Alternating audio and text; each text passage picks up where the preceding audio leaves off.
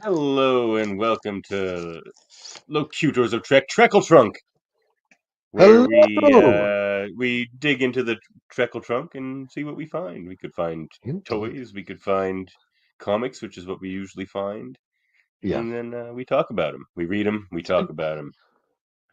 Yeah. Yeah. We are your hosts. We are your hosts, Plain Simple Tailors, Indeed. also known Locutors as of Trek. Locutors of Trek, also known as Devin S9 and Dave. Oh, man. Going by Devin S9 for a Davin while. We'll see how S9. long That's that very lasts. nice. Yeah.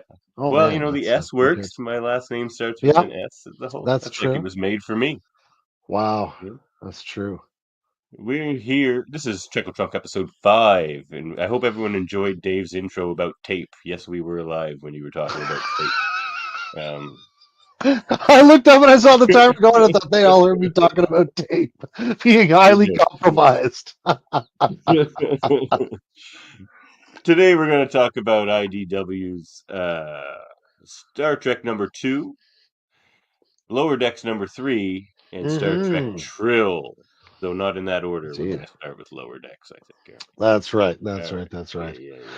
So this is the So, third, and as yep. I Go learned ahead. just moments ago, third and final Yep. issue of Star Trek Lower Decks, the comic series. Yes. I gotta This say. is like I'm a little bit scattered right now because I'm kind of shocked. I thought they would be running this for a while because these are great stories. It They're really seems great Lower so. Decks stories. Yeah. It seems so perfect. Like it seems so. Like it's flawless to compare it to the cartoon. Like you'd never know this Right? wasn't just a transcription from one of the episodes. With The the art style translates so beautifully, perfect. So does the writing, except for you get the cool Ryan North style subtitles at Well, the yeah, bottom of the pages, which those are great fun. fits the Lower Deck style perfectly as well. It's also tongue in cheek. Yeah, that's for sure. So I'm going to start a letter writing campaign. You can all join me. Let's write Ryan North and Chris Finoglio until they make more of these comics because they're amazing. So, spoiler alert, we probably liked this issue because the first two were great. Yeah, I thought it was good. I thought it was a good issue. So just a quick recap. They've gone to a highly advanced planet, discovered by accident that there are the Qvantis and somebody else's, the Yonteas or something. We'll get their name right. Oh, the When we read Yentoa. through. Yeah. Yentoa, that's right. Yep. And are in a bit of an imbroglio diplomatically there now. But up on TNG style problem. very TNG style problem. Yeah. And Right, harkens back to one of those classic conditions for membership in the Federation, right? Which is a united planetary government. So, really classic kind of a Star Trek tale that way. Meanwhile, up on the Cerritos, the Lower Decks crew have been messing around on the holodeck and managed to confect a Dracula. Like Bram Moriarty Stoker. style. Very much. Wrongly Begins as a said series of words jokes at the about time that. of a power surge. You're asking for it. Yeah. Because this planet, of course, has a weird atmosphere. They're all like warning Boimler, like it's going to be a problem. And he's just like, no, don't worry. After the Moriarty thing, they set up all these extra protocols. And he's just like, and he's testing all these protocols, and they're all working. And then the power surge. Of course. So we have a real life Dracula, or at least he's a hologram, but he's set. Real life holo Dracula as a life. Yeah. That's right. So Ransom has issued them this challenge that they've got to figure out what to do with their Dracula because he's a sentient. So that's where we left off. It looked like all was lost. So yes, and they had found out that about the whole Yentoa Gvanti dynamic. Like they had found out that. Well, or am I jumping ahead? Well, they've found out that they one part of the planet lives in a kind of a non-technological sort of agrarian like 18th lifestyle. century-ish or 18th, yeah, 19th, and or the other half lives a very, very high-tech life. And that the one side is sort of safeguarding this non-technological lifestyle of the other. So that's what they've discovered. And we open with, as we should, Captain's Log, supplemental. I've convinced the Kvanti to stop firing on the Cerritos in exchange for willingly acceding to a binding Kvanti tribunal. So we open on a lovely informing page, but also on a page with the captain's dedication to diplomacy already firmly in place as like a basic premise of this story. That's where the captain's yeah, she's insistent. People keep giving her advice to the contrary, and she's just like, "No, we definitely have to figure out a way to work this out diplomatically." Mm-hmm. Like, yeah, she's sure this second contact situation can be salvaged in a way that's going to work for all involved to benefit, right? Freeman is very Starfleet. Yeah, it's true. So by the books here, kind of captain. Back in orbit, we get a lovely view of the Kvanti spaceships. Yeah, they're cool. They're kind of a nondescript design to some degree, but they're hulking, as you can see. And they almost look like little foxes or something. If you imagine those side wings as like whiskers, they're like little foxes. Sure, I see what you're saying. Yeah. So back on board, they're trying to repair the ship, get everything back and going. Ransom's taking command and potentially doing knee thrusts. I'm not sure, although Tanowski thinks he's in trouble. Oh, he's doing lunges. I think he may be doing lunges. Ransom's classic. Yeah, his dedication to fitness is quite commendable. He's literally like a CrossFit guy on a starship, you know. Yeah. Imagine him hanging on both heads. The core strengthening ball in his office is, I think, my favorite feature we've seen for him so far. It's just Picard has a fish tank. He has a core strengthening ball. Exactly right. He's probably got those gripper hand thingies that you use at his desk. Oh, he definitely has those. I can't believe we haven't seen him with those yet. Or maybe we have. I don't know. I'm not sure. Maybe we have. I don't know.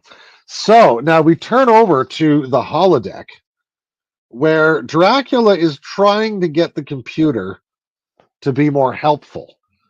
It's programmed not to give him control of the ship. So it's firm on that. Not to really take his commands really much at all because he's a hologram, is what it seems like. So, what if I ask you to tell me a mere tiny weakness? Access denied. Medium-sized? Access denied. Have you any other responses beyond access denied? Access denied. It's good dialogue. Good computer hologram dialogue. So eventually, Dracula summons up a table because he wants to flip a table because he's so mad. And this finally gives him an idea. Right. He says, no matter what I ask, I find myself denied, and without the knowledge of such machines as you two. Wait. So, he goes on a spree of getting the computer to tell him all about itself. He just gets it to educate him. Basically, data. Exactly, right? Now, in the lower decks, they're trying to figure out any way to help out the ship. on their off time, which is still going on because they were in the holodeck, clearly. But what they find is that the I'm just waving this around now. I'm trying to see around it. What they find eventually is that the shields on these other ships, much of their weaponry and everything works on different principles than they really understand. But what they do find from taking measurements is that the shields scale up with the intensity of whatever's going to hit them. They're not really sure what to make of this yet, but that's what they found. And then as they begin to try and calculate scenarios, the computer time starts jumping up and up from 30 seconds to 1,835 seconds as it goes along. So they figure out fairly quickly what can be using up all of this processing power except holodeck Dracula. That's right. So they come and get Dracula, and we find in this lovely image Dracula in a very Barclayan machine over here. Yeah. We've seen this on TNG before, and Dracula is putting it to very good use. He's overmind Barclay. Yes, I am hacking at speeds faster than light itself. And now here, Ryan North makes a very interesting note here.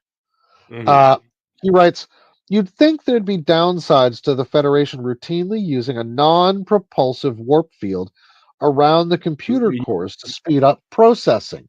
But I found that nope. super interesting. Yeah. Have we ever heard that before? I don't think so. Maybe he's so much sense, right? But you know what? I'll bet you he's read by like linear time so much. Right? He's probably read the technical manual for the Enterprise much more closely than I have, I suspect, in recent years. Probably. Maybe. Or maybe he's got some inside details. Oh, that's true. That's true. But if he just made that up, that's genius. Indeed. So Dracula has them trapped in his realm now. The exit's locked, transporters scrambled, safeties are off, and he's in control. It all looks like it's going terribly wrong until Boimler, still wearing his cape, he's all about he's totally about that cape. Makes a wonderful suggestion. Dude, is that all you want? You can chug some Boimler's original B negative whenever you want, and I'm sure we can throw together a mobile emitter in no time. Problem solved. Thank me later. And then they like point out, so it's like, dude, we can't just throw together a piece of 29th century technology. We can't just like make him a mobile emitter. There's only one. Indeed. And I think they say like Starfleet has it under lock and key. Like, does the Doctor even have it anymore? Like, I don't know. Let's see here. Something about that, I think. Right. Plus, there's only one mobile emitter, and it's from the future, and Starfleet barely knows how it works. Oh, okay. Yeah, barely knows how it works. Yeah. Yeah. So he does say what he really wants to do is drink real blood. That's his big plan. For it. Even he drank Rutherford's blood. That's right. Samanthan's delicious, delicious blood. Although one of the things I like best about this issue, honestly, is Dracula's tasting notes for blood. Mm-hmm. Yeah. He tries them all out, and he's just like, he loves tendies. I know. This copper finish. It's so good. God, that would be terrible. It'd be like drinking pennies. I know, it'd be really nasty. Copper finish. So they can't. When did Sam asked when did Star Trek comics start coming out? They started I don't know. There was some in the last 80s, year. Sure. Oh yeah, sure. Oh, in general. There's tons. There's tons of backlog. You can go back and yeah. There's a lot of original series comics for sure. Yeah, I think we've reviewed some older stuff on Locutors. Yeah, a couple of times, like the Gorn Crisis and a couple of those things. Yeah, the Gorn. Yeah, the Gorn. Which Crisis. Are more recent, but still older comics. Yeah, 90s stuff. Yeah, exactly. So ultimately, over the course of these few pages, our heroes figure out that what Dracula really wants is 10 cubic centimeters, Yeah, not Lady even Tendi, much. of blood. Yeah, Minimum so, per per day. day. Yeah, 10 that cubic doesn't seem like a lot. centimeters. No, that's like, it's Like not you a could lot. regenerate that every day. You could have one person give them that, and they could probably make that back in a day. Indeed. In fact, this is what Tendi immediately says. Guys, we can manage that ourselves. And if it keeps Yeah. them happy and I'm bloodlusted, even on my worst day, I got 5 liters of my stuff sloshing around, says Samantha. Right? So the only person who's truly against this is Mariner, because she says, no, we can't trust literal Dracula. Yeah, we can't trust. But Uh, then they're just like, no, it's just like without the bloodlust, he's like just kind of a nice gentleman. this is what he says. I am a gentleman, not a brute. Yeah. If you can Yeah. give me what I want, then I can help you. Then I want to help you. So they're quite. She's still thinking it's a trick, but Rightfully, but it's Dracula. Boimler makes the point again. We can trust him if we choose to, which is an interesting point. She says it's a I mean, trick. We can. yes, We but can if we just choose to, Mariner. The beautiful thing here is the speech he makes. oh I'm yeah, no longer the person I was when we met, and that's partly because of you, isn't it? You didn't take me for who I was, but saw who I could be and helped me get there. And you forgave my mistakes. That's what Starfleet is, too. You know, it's a beautiful speech, and he actually makes a really wonderful point in the midst of this admittedly pretty bizarre scene. no Because Mariner here says. So you're saying I affected you deeply? You're like something like that's right. That's right. She's like, so where is it? Where does she say that? That's right. Yeah, so I mean, pretty much this is all I'm responsible for all of this, of course, right? Everything you do is Manner because in a non-egotistical way, right? Uh, so they're gonna homebrew him up an emitter out of some coils and a computer and things like that.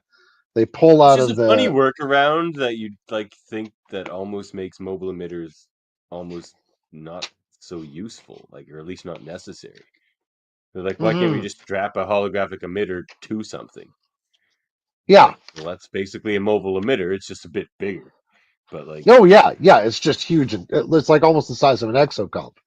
But yeah, it yeah, right. Like they can build a kind of a thing, but it's huge and clunky. Exactly. yeah. Um, yeah, it's a lovely piece of engineering from Samantha Rutherford. He's Uh, good. He's good. Indeed. Now, briefly, down on the surface, diplomacy has been going well enough that Delani, the sort of arch leader of the place, says, no, the tribunal is not without mercy. You may briefly talk to your crew to say goodbye. They're still intent on destroying them. Uh, Freeman says clearly, do not return fire. This is their law. This is their world. We are going to do this diplomatically. I love that Ransom they have again? Shaxx Not in a sure. Hannibal Lecter mask. Yeah, that's true. I mean, the number of people he kicked the tar out of in the last issue probably, True. gives them reasonably good reason for that. But yes, again, the Hannibal Lecter mask is awesome. And it's very likely he tried to bite someone once he was restrained. Oh, I'm sure. If that's his only weapon left, Shaxx is going for it. Um, so the Kvanti ships begin to attack the Cerritos. You know, Dave, I just got to say something since we're talking about Shaxx. Yeah.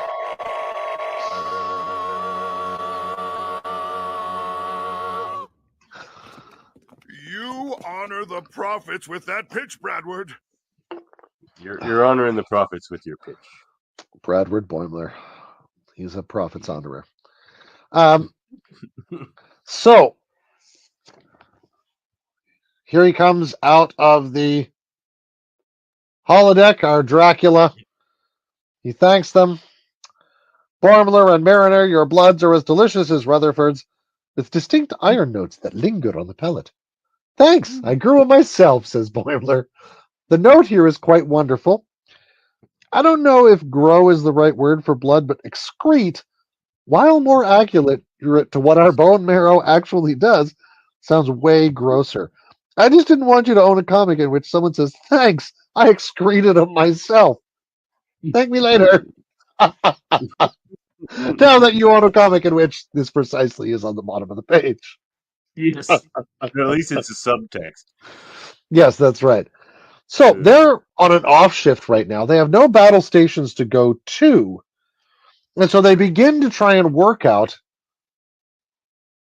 what the plan is. Yeah. Eventually, our plot point from earlier in the... That's right. The shields scale up according to the intensity of this. So they say, what about a really low intensity thing? Oh, right. The opposite. Yeah. We'll just... and so Boimler says, well, what are we going to... Like throwing like a baseball through it. Like Exactly. What are we going to damage them with? A rock? Not that rock, my friends. A bat. Yeah. Says Dracula. So their plan... at the last second. That's right. So they run out to try and throw him at it, and you get this beautiful spread panel page here. Pretty gorgeous. Tendy's got a good arm. That is gorgeous. Yeah, it's pretty lovely. I like how tiny they are on the ship. It's all pretty great. I love when we get a shot that's almost like it's from the perspective of you standing on the hull of a ship. Oh, yeah. Yeah. For sure. And so they're coming out on the bottom by the deflector dish here, it looks like. They come on out. Tendy, it turns out, does have a good arm. And they fling their Dracula at the ship. Now here, this becomes lovely. Dracula, first of all, instructs the computer to turn off any pain sensors he might have. But then decides, what about fire fingers to cut my way in? And just decides to give himself random abilities. Yeah. Because he's still in touch with the computer via subspace. And then he explains on how like it's okay. Dracula would totally know about like heat cutting technology, like a welding technology. Yeah, exactly. Yeah. Oh, yeah. The note. Exactly. The blowtorch was invented in the 1700s. Yeah, the blowtorch. Precisely. Which, of course, Bram Stoker's Dracula was written in the 1880s, 1890s, so all makes sense. Which is earlier for the blood. Not blood. The blowtorch. Earlier for the blowtorch than I would have thought, yeah. I imagine it must have something with a bellows or something attached to it at the point, eh? Maybe. Maybe they so indeed feed some sort of a gas into a tube or something. I don't know. So in the middle of this, there's this one little panel here where Dracula goes up to one of the computer panels and does, as he calls it later, computer stuff. And this is helpful. He says, "For see, I have discovered your secret." Now here is the twist and reveal. Yep. Spoiler right over here. This is the big spoiler moment. Because here we've got the layout of what's actually happened. The Yentoa, in fact, were the highly developed species. In fact, this is like a tiny replaying of the birth of the mirror universe in a weird way. Crazy twist, but I love it. I'm surprised this hasn't come up in Star Trek before. So the Yentoa were the advanced ones. They met the Kvanti, who immediately subjugated them by violence and then dominated their species and reduced them to their place, like essentially. Current, exactly. And any of them that showed signs of scientific brilliance, they simply kidnapped and transported away. And so have been holding their other half of the planet in a sort of artificially induced technological tutelage, I think they sort of did an episode like that on Enterprise, but without the switcheroo. There was the people, sort of a switcheroo. There was like aliens kidnapped humans and subjugated them as labor, and then eventually the humans rose up and took their place, and then just started. Oh, that's right. That's right. That's right. Yes. So the Kvanti still think they have the upper hand because they say, well, nobody's going to learn this. You'll all be dead. However, Dracula is, of course, a clever hologram, and he's been sending everything back to Ransom, who's been simulcasting it to Starfleet headquarters. Now, there's no point killing them. The offer is rescinded. They won't be able to join Starfleet for generations at this point because of the damage they still need to undo on their world, essentially decolonizing and debrutalizing half their planet. And short time later, we see them wandering down. Boimler's still sporting his cape. Loves that cape, even on a dress uniform. Well, why can't there be Starfleet issue capes? I would love one. I like that we see the Starfleet issued skirt show up here. The skirt uniform that shows up here earlier in the episode. On a lovely bearded ginger man. But here we learn that Dracula is not planning to stay with the Cerritos. Sadly, I would love to see Dracula on an episode. He's a super likable character. Even just a message from him would be amazing. And as Ryan North points out, he's public domain, so why wouldn't you use Dracula? Exactly. Dracula, Winnie the Pooh, let's go for it. Oh, no, wait. Disney definitely owns Winnie the Pooh. Don't they? Oh, not the original images. They own their versions of the images and the characters they added, but the original stuff is all out of copyright now. And the stuff people have done with it in the weeks since has been, you know what the internet. Oh, is that why they could write the Tao of Pooh and put all that like artwork in that one? Oh, that was all licensed stuff. That was all licensed. Those are fun books, The Tao of Pooh and the Day of Piglet. So anyway, back to Dracula. He's leaving Starfleet's emergency, the Cerritos, to join Starfleet's Emergency Holographic Academy. It's filled with sentient characters from fiction, all gathered to learn from Voyager's EMH. Some of them are even dating each other. I saw Sherlock Holmes kiss a Cthulhu on my call, Captain. He's like, I want that for me. I want that for me. Yeah. Oh. It's funny that the EMH is now just like teaching other holograms, though. That's pretty great. I can only assume there's a course in opera.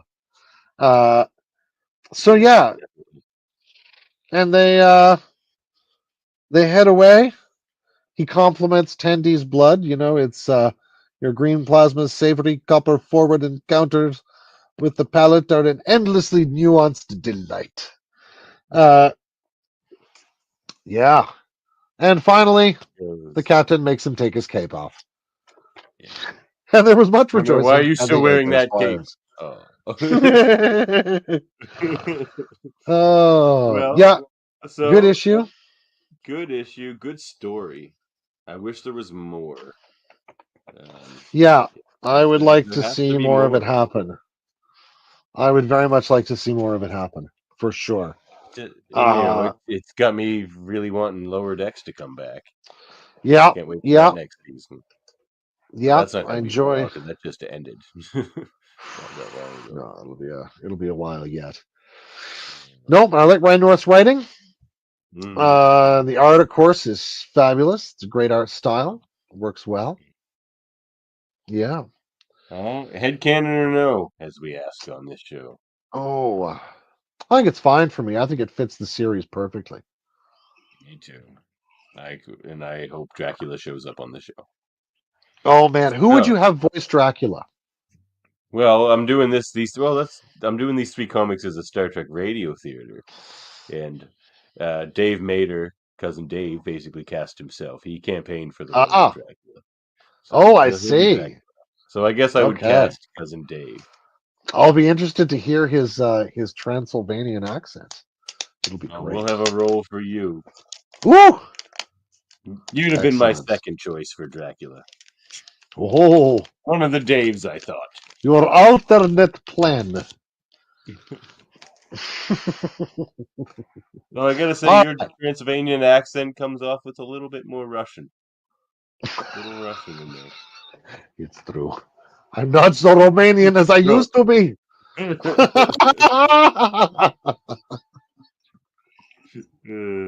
All right. Channel your Romanian. That's right. My inner Romanian. Next issue up. Star Trek 2. Star Trek number 2. Written by Jackson Lansing, Colin Kelly, and art by Oleg Chudakov, who didn't do the art on the last issue. The artist actually changed here. Oh, yeah. For sure it did. Mm-hmm. Yeah. Quite good. I like this Oleg Chudakov. I don't know his work, but I really like it. His work. No, it's a good style. It's a real good style. So we begin aboard the cover Theseus. The cover, cover's beautiful. Lovely. Look at that. Those are my boys right there.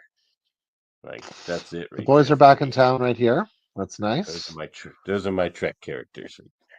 Hey, Garrick, of course. Garrick's our spirit. Well, sure. But. So good first page. We get Sisko. I think that is Crusher right there, and Data all in one page. Very nice. Yep. He's concerned. Sisko's concerned. His memories of what the founders shared with him are fading by the moment. He's glad to have them with him, but he's come back to somewhere else. Well, hold on 1 second. Let's do a quick recap. On the first issue, Sisko's back. He's been sent on the Prophet because somebody's destroying godlike figures like crystalline entity. Yes. They destroyed all the crystalline entity. They lured them all into one place and destroyed them all. That's super sad. I freaking cried when they killed the one crystalline entity, and now they go and kill them all. If that was on the screen with sound and vibrations, oh my god, I'd still be crying.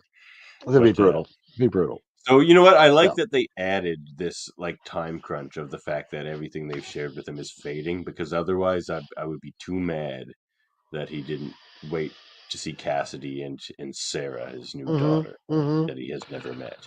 As someone with a young daughter myself, you wait to see your daughter, or you go to where you feel the pressure in a whole different way, don't you? Yeah, for sure.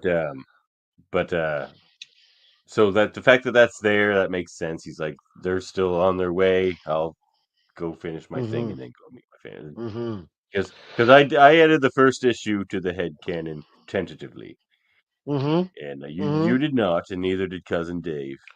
But I still think this story can win you guys over. We'll see. So some of my favorite lines from the first page here. Deep Space Nine was a family, but these people, they're skeptical at best. They're a means to an end. At worst, they're a panopticon. Which is a fascinating way to describe this potential crew. Oh, absolutely. He's like, Sisko, you're a dude who's super driven by crazy visions, ecstatic, experience, and emotions, and all these things. Yeah. You need a Data. Yeah, a Data could be real handy. So where they go is to look for an old friend. Indeed. I love all this stuff, man. I gotta say, I like this issue a lot. I like what's happening with the Klingons here. You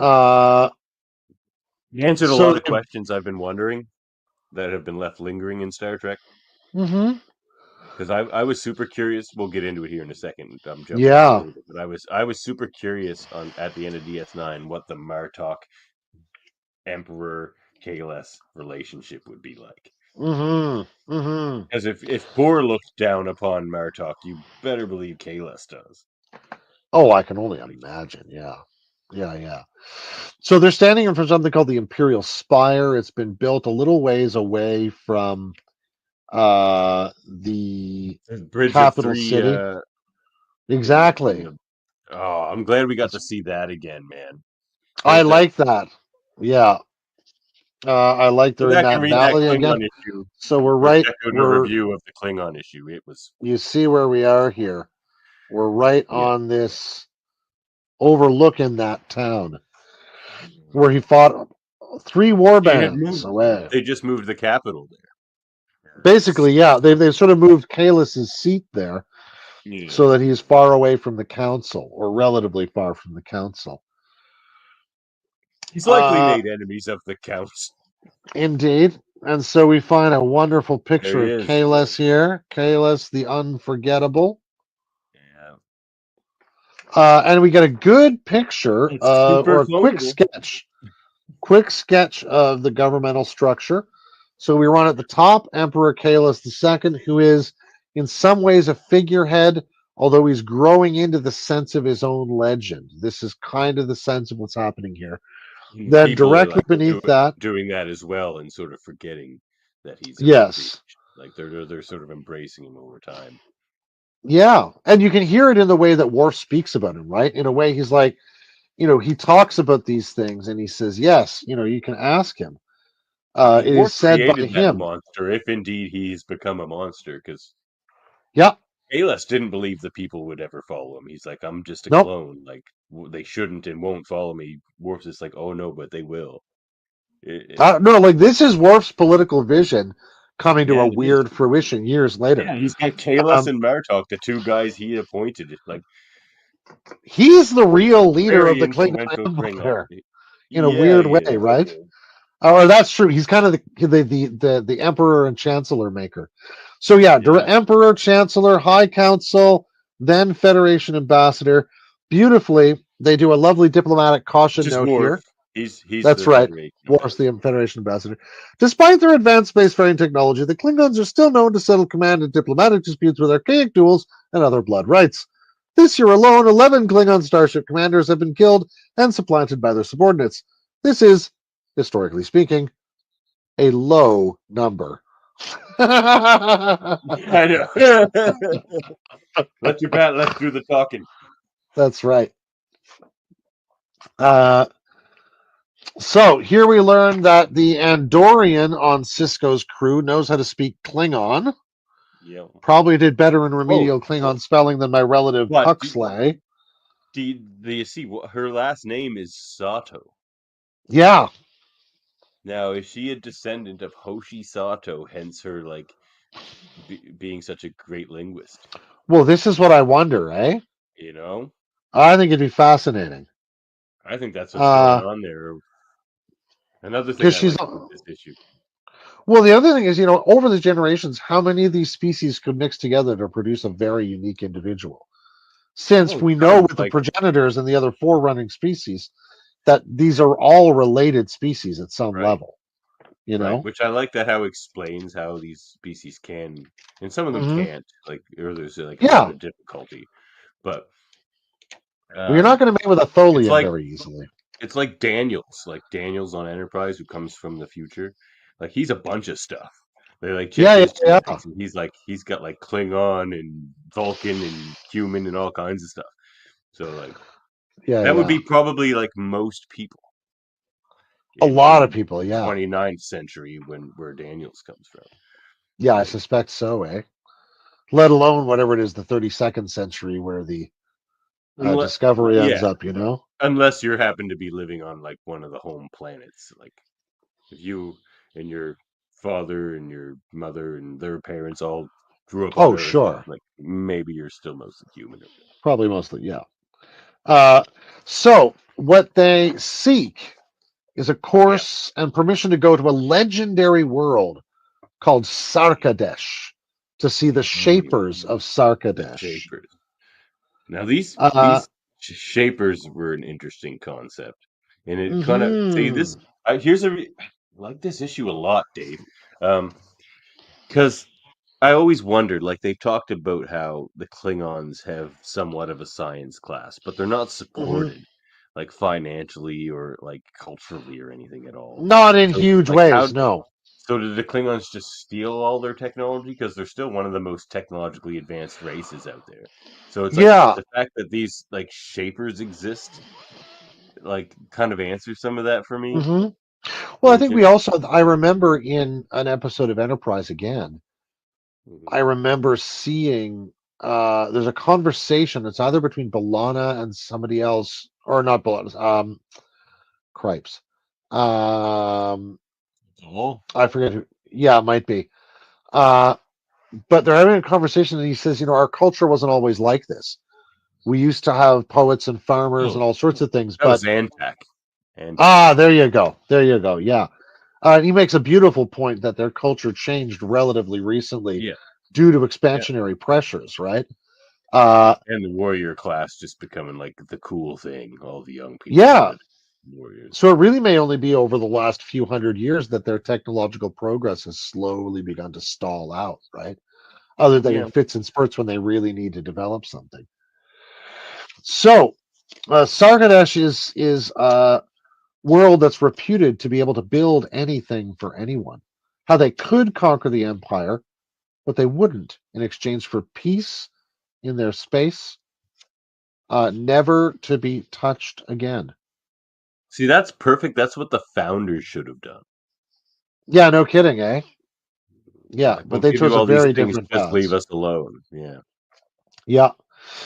So Sisko claims they've broken this treaty with the Klingons, that they've given a weapon to somebody else that has been able to discover or to destroy the crystalline entities. Oh, Kahless. He's Kahless, all right. Oh, yeah. Kahless says, no. With a grin on his face.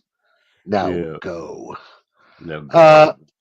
So, what they decide to do is pick a giant fight with the Klingon Empire and drive to the planet of Sarkadesh. Tom Paris is not sanguine about this thought. Worf comes along with him because he feels exactly.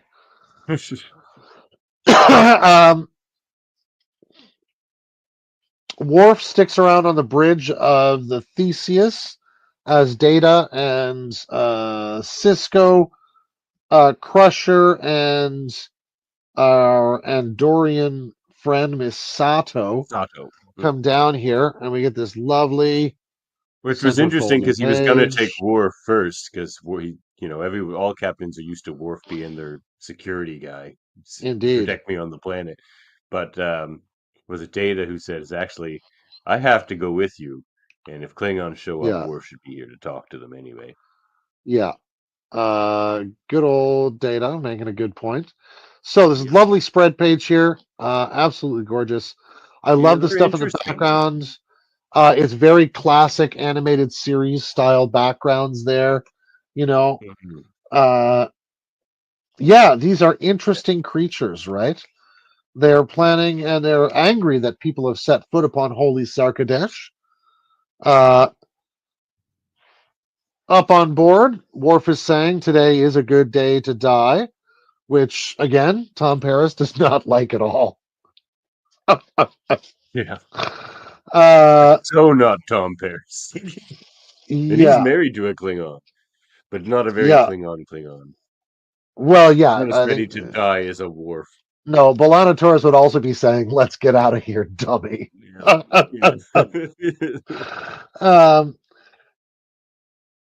So I love that though. Every time he says that, that's like in the First Contact movie. Perhaps today is a good day to die, and they just like pan to the con officer, and he's just like, it's like, oh my god, what's going on? Like, how is this guy a captain in Starfleet? Like, what's going on? Yeah.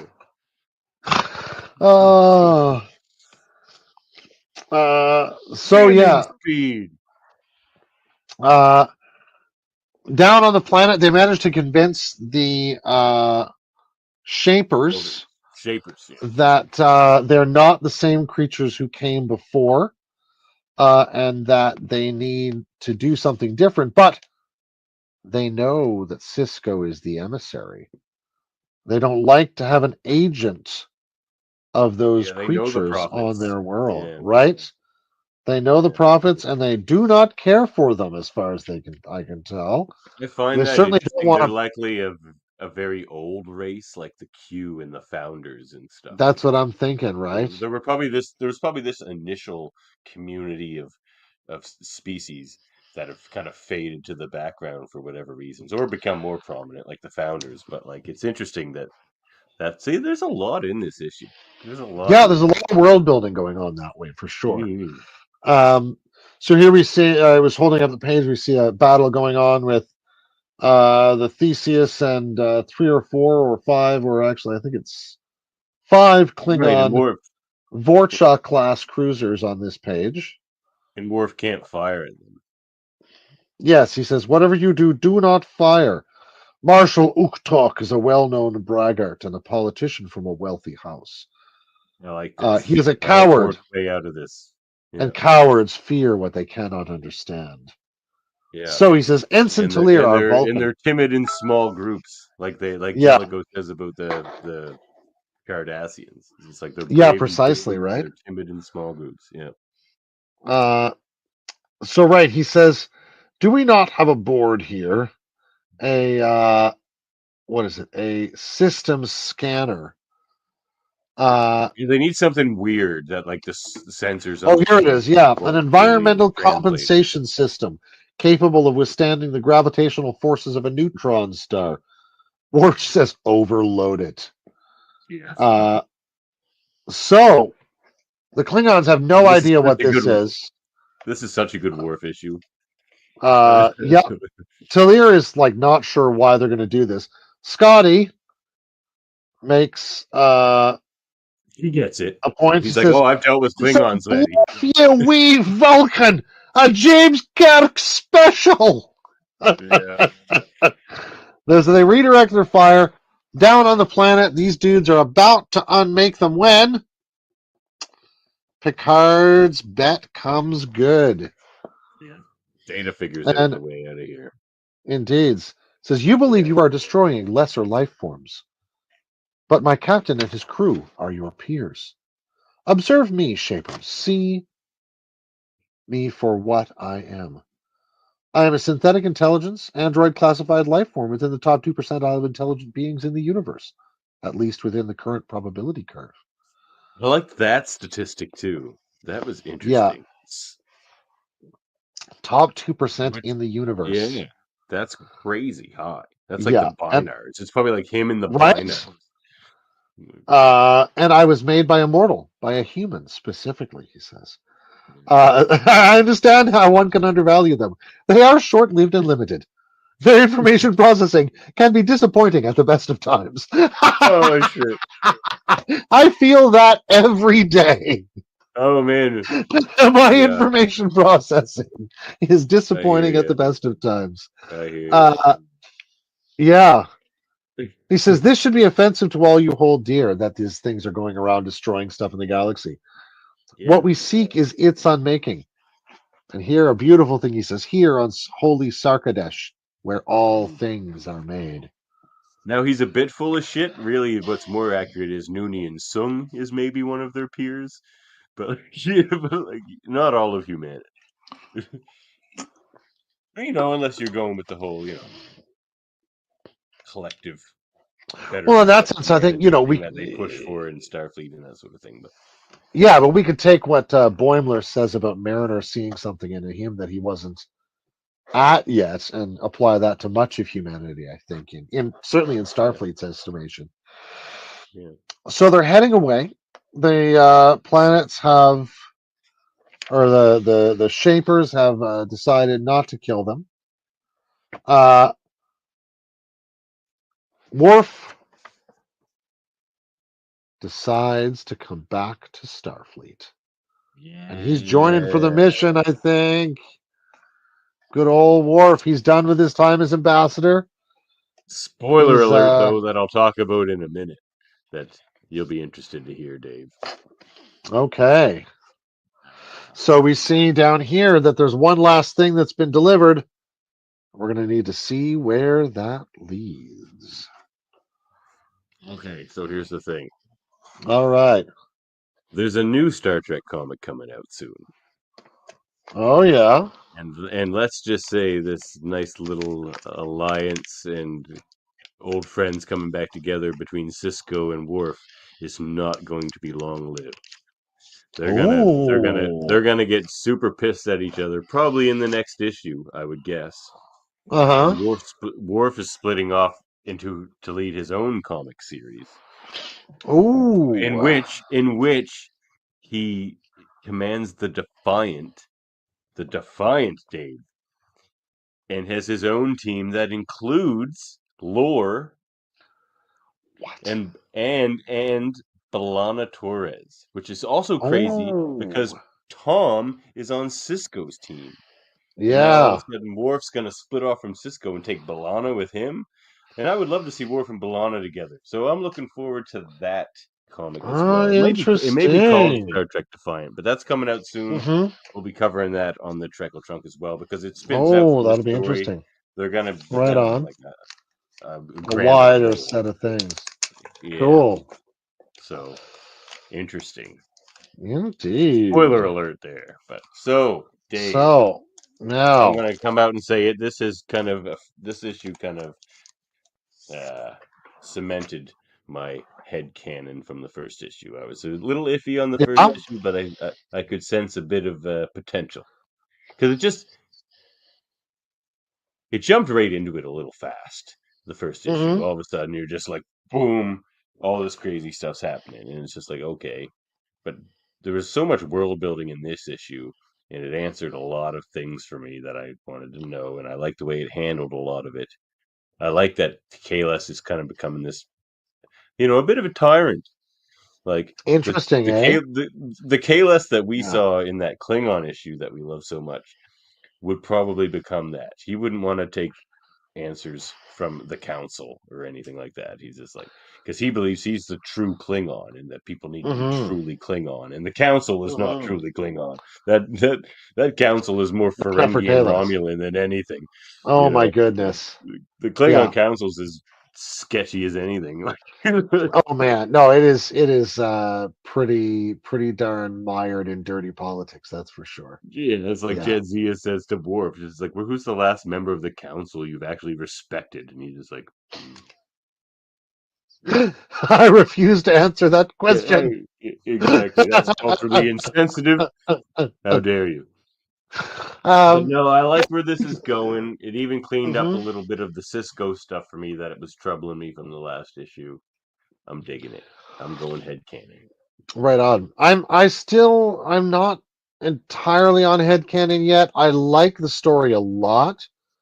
And certainly for like a 3-issue or run or whatever it may turn out to be. Oh, it's going to be longer than that. You think it's going to be longer? Title. This is the flagship title right now. Yeah. Or whatever this story is running, I guess is really my point. I'm interested to see where it goes because I like the story so far. It's really this could be a 6-issue story to fit perfectly in a trade. Like things sure. Go in 6 issues. Yeah, that would be just 5 great. or 6 issues. But, sure. And then we see what happens with Sisko from there. I want to see him meet his family. I want to see him meet Sarah Sisko. Yeah, no kidding. Don't rob me of that. Yeah, no. That better be happening. Yeah. Yeah. But I see what you're saying. But I have faith. I have faith that you'll get there. Sure.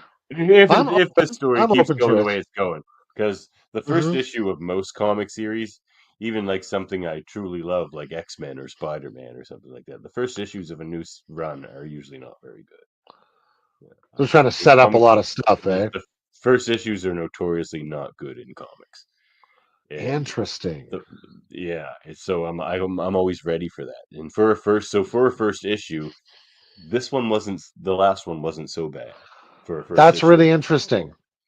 Yeah. Well, and that's a difference. The second one the for style me really delivers. The second one really delivers. Well, certainly a much tighter issue than the first one. I really like the art style as well. particularly the Klingon stuff. Honestly, I would have loved to see the artist from the issue about Klingons of just Star Trek. Would have been great, but the one with Kalis, I'm not sure actually. I can't remember who does the art on that. Want to be the same guy, and I just didn't really notice. All right, on to our third issue here. I'm looking it up. All right. Why not? So our third is you just continue. Star Trek Trill, another one shot. Written by Jody Hauser with art by Hendry Prosetia, Rafael Perez Granados. Lovely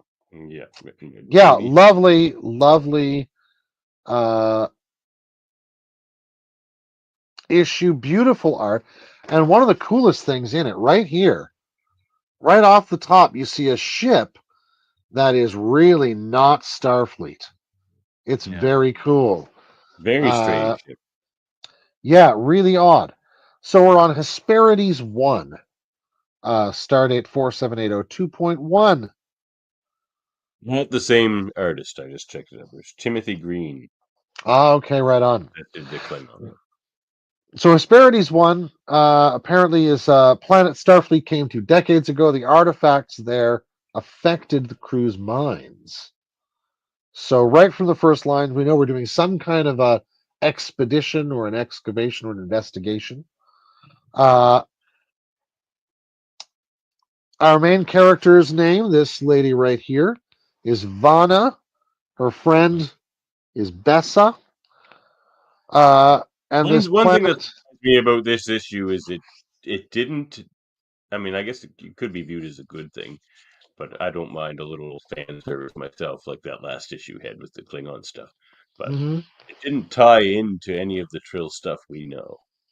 No, not at all. Any of the characters. There's no reference of a Dax or what I can't remember her name now, but like Curzon's old wife. You know, that line or anything. Yeah.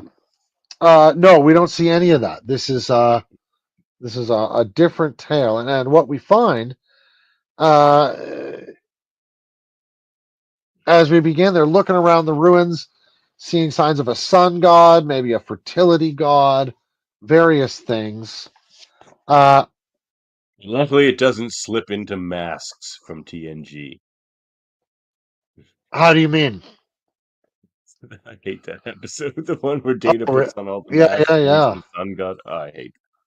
Oh, I see what you're saying. Right, of course. It doesn't descend into that lunacy. Yeah. So it looks like Vana is involved in some sort of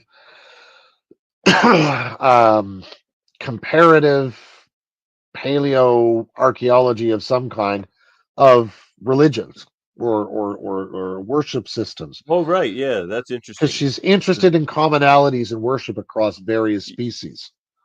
Yeah, I like the line she says to her companion there, where she's just like, "You may find this boring because it's the same stuff we find everywhere." Oh, yeah. Like, that's what's interesting to me. The fact that these commonalities exist everywhere. Yeah, she's right. In short, the more sun gods, the better. Yeah, the more sun gods, the better. And it's an interesting thing, right? Because in that respect, it's that kind of veneration as a basic intuition of the critical role that the star plays in the life of the planet and its ecosystems.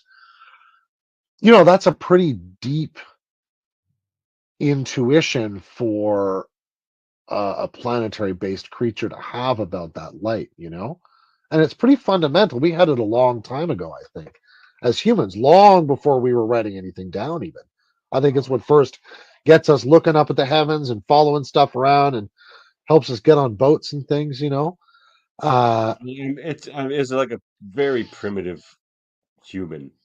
It would have to be mind-boggling to think that there's this thing that's there, but you can't even look at it.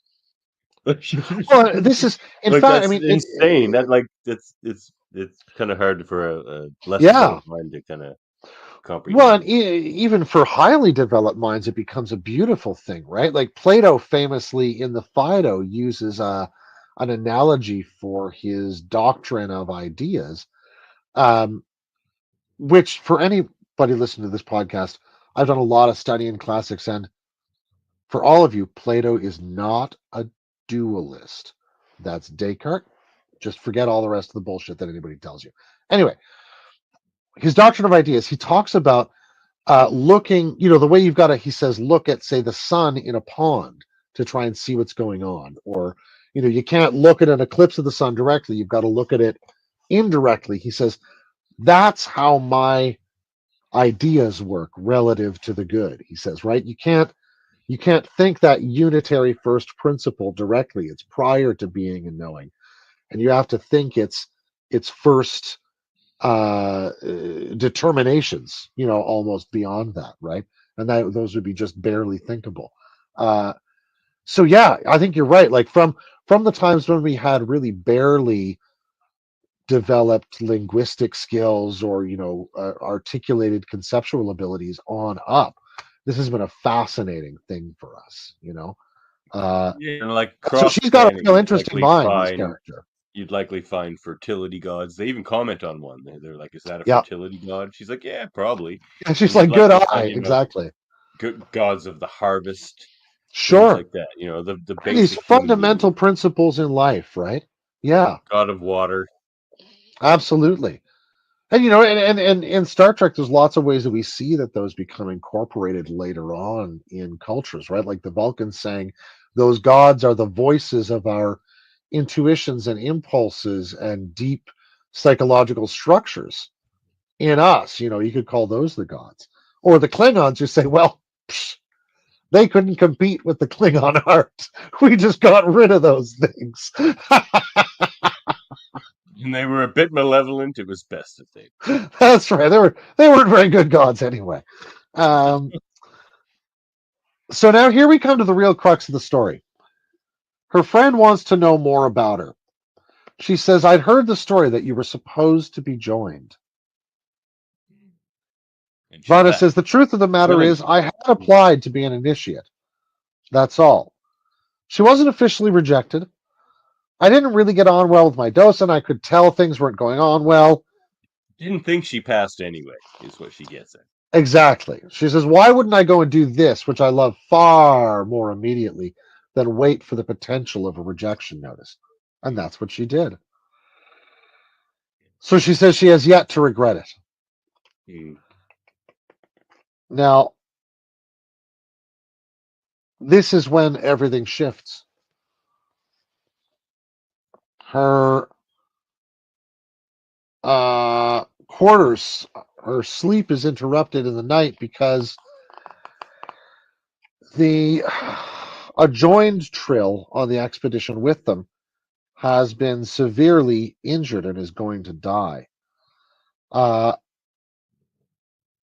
Symbiosis Commission gave them her name as a potential viable candidate, which means she says, I passed after all.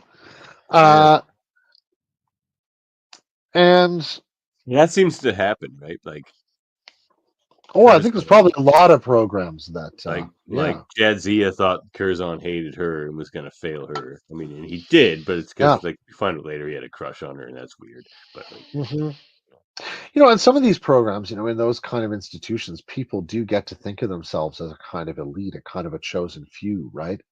And some of the way that they were hazed into a thing will get passed down in the way that they want to haze you into it, even if they're trying to be nicer, And I think that seems to be part of how that Trill institution seems to work, unfortunately. So she does accept Turon Lors's symbiote, the Lors symbiote. Not one we've heard of before. Yep. And at first, she's given a little time to heal up, to recuperate, and then tries to get back to the job relatively quickly. She finds like it's not kicking in. Like she's just She's just like, I sort of feel the same. As if like the symbiote is withholding from her. That's right. She said the doctor said that while the symbiote recovers from the trauma, there may be repression of the previous hosts. It's not likely she's going to reject it or it would have happened by now. But then all of a sudden, she's picking up an artifact, and it's a I baby. love these hands. Really? Look at those hands and the arm.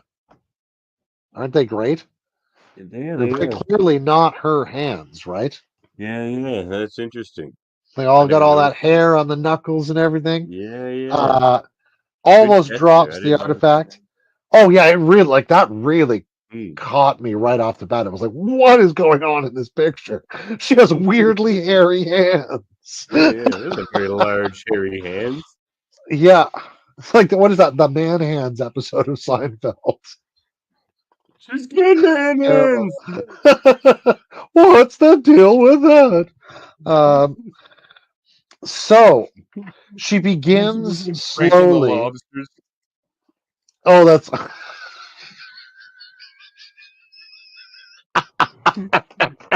Oh God. So she begins to have more of these episodes over the days. Thinks she's eating gach when she's not at one point. They're getting visions from previous hosts. Yeah. So she's got these surface details. A traveler, a performer, an engineer with a young son, it looks like. Those, as it turns out, were his hands if you look at them. So Turon, clearly the first host along, or most recent host, is the last one to come back. Yeah. So she feels, again, the symbiont feels anxious, afraid even all the time. Except for these hallucinations, it won't let her in, and it won't tell her why. Her patience is running out. So here, they're moving around on the surface. Something almost falls on top of them.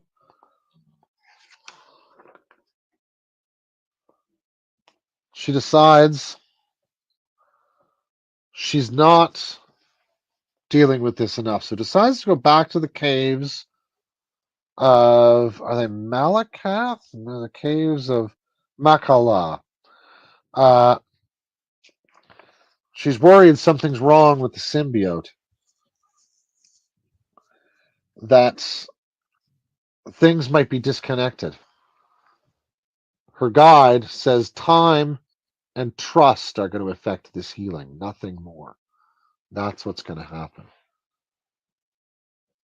So she's on her way home, trying to make sense of her experiences, what's happening for her. One thing I found about the construction of this issue is there's so many flashes of things. It sort of gets a little hard to follow at times. Occasionally, yeah, I found there was a bit of disorientation. Here, she's coming home to her apartment and finds a note on the door which says, "You will never know peace." She doesn't know what's going on, why that might be left for her. She feels like he's losing her mind. All sorts of memories are coming back past her. All sorts of things. Trying to figure out what she did. She's deciding to go for a walk when all of a sudden she realizes she's being followed by this character here. She flees down an alley.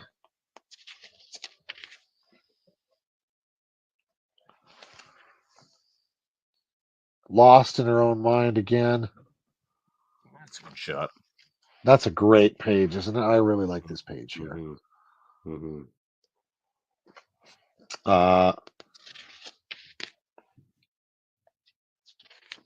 And decides eventually to stop running.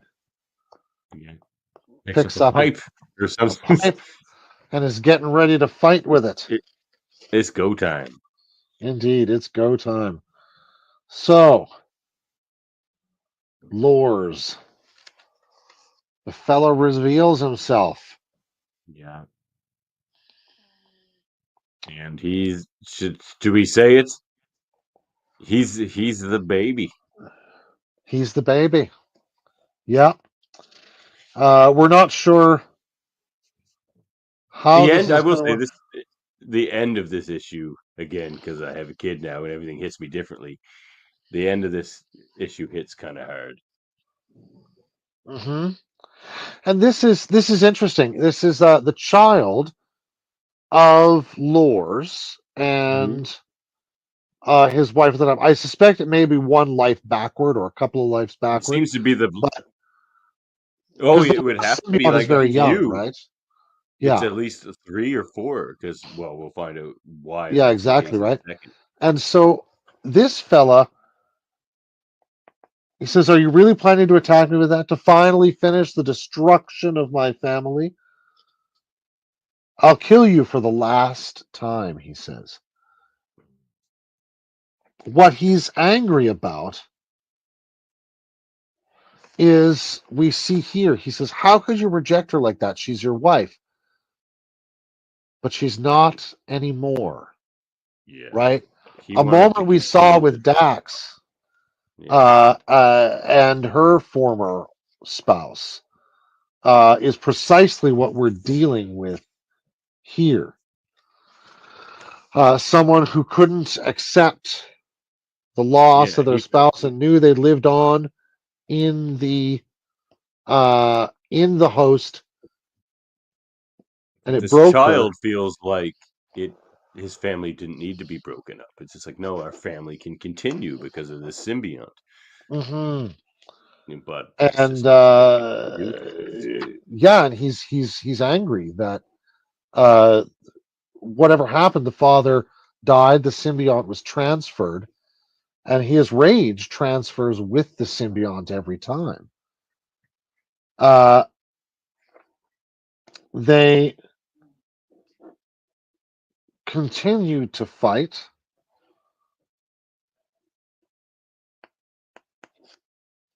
It's We find out this fella has been killing off this symbiont, like, several like, times.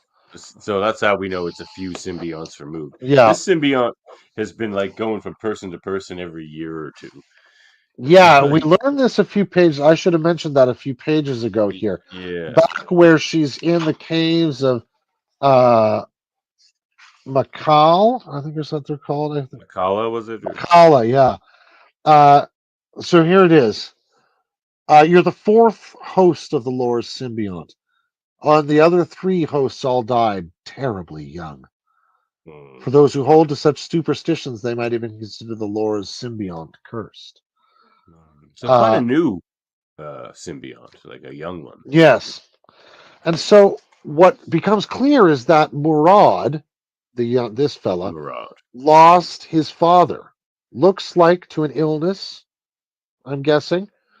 And that his father told him the truth of the symbiont, that he would be He would live on he would in the symbiont, survive and be and so would contained his in love memories. for him. And I Yes. will always love you, but you can't have a relationship with that person. That person will love you, but you can't have a relationship with them, essentially. Which the kid Yeah. does not believe or like buy into that at all. There must be a And lot of this sort of conflict within Trill culture. Like, I can only imagine that it's a really tough thing on families. Because the grief would be a very specific kind of disenfranchised grief. Really interesting. no closure. It's like, Yeah, yeah. And so she tells him, Murad, no, your father does still love you. I love you, essentially. yeah. And in the end, he's ready to do Oh, see himself that in. shot. That shot kills That's me a on the next page. On the next right page. here. Oh Yeah. yeah. Yeah. This is so good. Yeah. This is really good. And it's like she's done a Yeah, he's rite of about to kill himself. dissociation. Yep, she stops him, and the father symbiote in her mind is just like, "Thank you for saving my son." You know, Yeah. it's it's kind of a beautiful story. I think I'm talking to you about it now. I like it more. Like the Yeah. first time I read it through, I'm like, "Oh, well, this isn't quite as good as the Klingon or the Ferengi solo issues that Oh. we read." But It's funny because this is my favorite of the three. Is it? Yeah. My order was the Klingon one. I really liked the Lower Decks episode. I liked the. I thought you said it was the other way around. No. My order was I thought you told me Lower Decks was your favorite. We're running backwards on each other. That's funny. Yeah, no. I mean, we had our order, and you're like, "That's the order of my preference." Yeah. Because Lower Decks was good. The Star Trek number 2, I like that even better than Lower Decks. But this one I like best of all. Yeah. Oh man, this was a great story. Okay. Well, shit, you must have thought I was talking crazy during Lower Decks when I thought we were on the same page there. See, my order this is very interesting. The opposite, because I just love that whole Lower Decks comic run. Well, yeah, it's great. Yeah, this Trill comic was good. Yeah. Yeah, I really enjoyed it. Those I hope they keep doing a whole lot of those, because they can just single issue species comics. Yeah, it's a great idea for a comic series. That Bolian guy, right? The Bolian guy could be the star. That Bolian guy. We love that Bolian guy. Oh, we here at Locutors of Trek, whoever love that Bolian guy. Okay, well, tell us then, why is this your favorite issue? Well, one of the things that I've always loved about Star Trek is the whole notion of the Trill symbionts. The fact that these like lifetime hopping creatures that keep growing and learning, but kind of start again as well every time. It's a really interesting metaphor for like the seasons of our own lives and how we sometimes have to work to integrate material from one time in our life into other times. Sometimes we find ourselves very different than we were a year or 2 or 5 ago. And sometimes, you look back and you think, I might hardly recognize myself, if I could look ahead. The same person you were 20 years ago. No, I think some things we want to carry with us, but we want to keep growing, right? And that I wouldn't recognize myself now if I saw myself 20 years ago isn't necessarily a bad thing. It just means that I am as incapable of scripting my life in the forward sense as anybody else is, right? And that's kind of the beauty of it. And this is one of the things I really loved about that. There was just a lot of really cool, conscious, unconscious, like thinking, feeling, memory integration happening. Yeah, it was I liked it a lot. Yeah. So for me, I think where it lost me a bit, and like I say, I like it a lot more now. Talking about, I think I needed to read this one twice. I just found it a bit disjointed. The first read through, it was just a bit difficult to follow. And like it's only by the end of it that I realized what was happening. I was kind of confused. And then like, oh, I see what's happening. And then like that last page kills me. Oh man.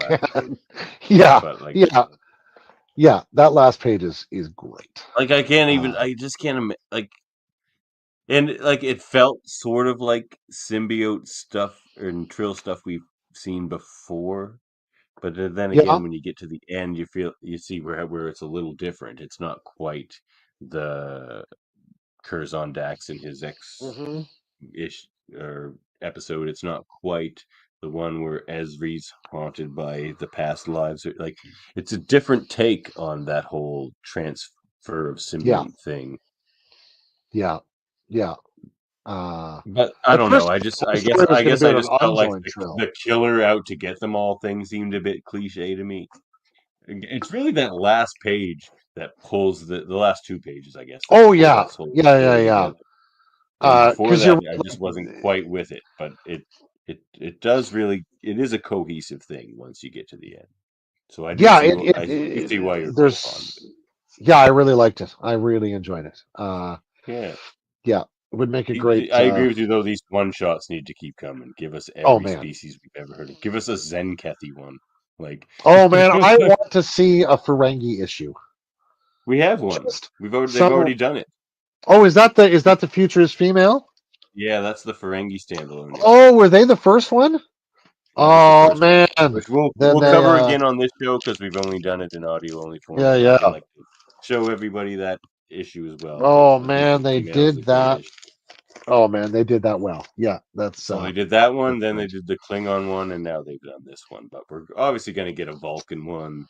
Oh yeah, Kazinti would be should be great. a Romulan one. Kazinti and Dorian would be awesome. Give me a friggin' a Zindi one. See what they're up to now. You know. Oh yeah, that'd be very cool. Yeah. Well, so headcanon or not? Oh, I'd love to see this as a short. That'd be wonderful. It would be a great as a short trek, I think. Or give us a follow up to what is her name? The Lore symbiote. Let us know where the Lore symbiote is now, or something like that. I'd love to see that on the Lore symbiote, or even this Vana character. Yeah, she was interesting. Headcanon for me as well. She could run into Vosh and get into trouble. It'd be great. Yeah, likely. Who can't? Vosh is trouble for anybody. She is. Let's get Vosh into that into an adventure with that lower decks Vosh type character. I thought you went into an adventure with Dracula. No, he would know where some sweet antiques are, I bet. He might. He does have an awful lot of knowledge in that holographic head now. He does. Yeah, man. Well, I guess that's the end of our Trekle Trunk for tonight. Any final thoughts? Well, it's the final word. I know that. Well, yeah. No, I think these are great comics. I hope they keep more coming. I hope they can find a way. Let's get the pressure on to keep Lower Decks coming because they're great. But apart from that, end transmission.